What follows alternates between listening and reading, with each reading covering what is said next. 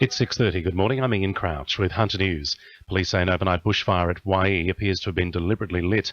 Around 8 hectares of bush went up in flames between Tooheys and Bushells Ridge roads just before 11 o'clock. No homes were under threat and no one was injured. Fire investigators will return this morning to determine how it started. After 12 years in Parliament, Maitland MP Robyn Parker is quitting politics. The Liberal MP won't be recontesting her electorate at the March state election.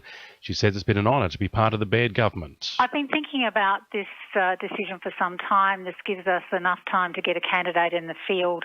I look forward to supporting them and the Baird government. The Newcastle Crash Investigation Unit is looking into a 3-vehicle accident at Kurri Kurri last night. The Hunters Westpac rescue helicopter was called while Lang Street was closed for several hours.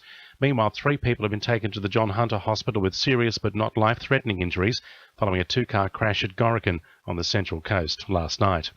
The Pacific Climate Warriors, representing 12 Pacific Island nations, plan to blockade Newcastle Port this morning in a peaceful protest against plans to increase coal and gas exports. The group will launch 5 traditionally made Fijian canoes into the water, forming a flotilla to block the movements of coal ships.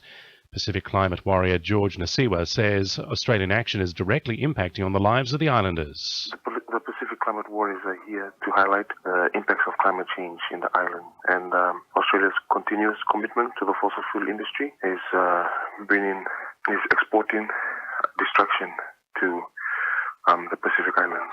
A 100-metre security zone will be set up around ships in the harbour with hefty fines for anyone who breaches them. A woman is facing a string of charges following a drug bust this week at Cessnock.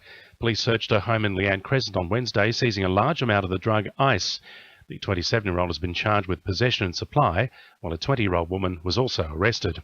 Port Stephens Council has joined up with the Neighbourhood Centre for Anti-Poverty Week and will this morning host a community breakfast. The Rise and Shine breakfast aims to bring together residents from the region in what will prove an opportunity for the community to unite on the subject and discuss what it means for different people.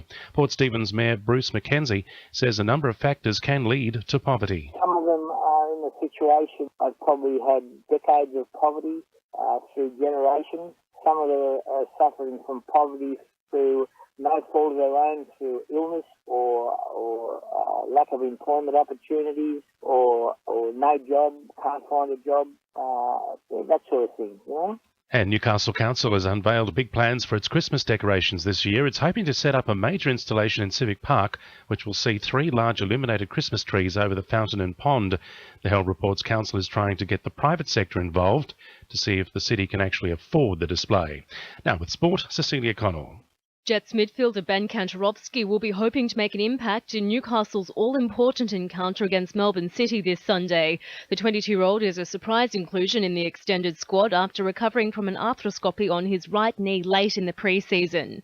The Newcastle Knights are in hot water for breaching the National Rugby League salary cap by over $35,000 last year. It's the second year running the club has breached the pay ceiling. However, it's understood the overspend doesn't relate to any one particular player's salary. They have until the end of the month to rectify the matter. And 4 Hunter floorballers have been named in the 19-man national team to compete in the World Championships in Sweden. The sport, described as ice hockey but without the ice or skates, is played professionally in many Scandinavian countries but is yet to achieve the same status in Australia. That's sport. I'm Cecilia Connell. To NURFM News Time 26 to 7.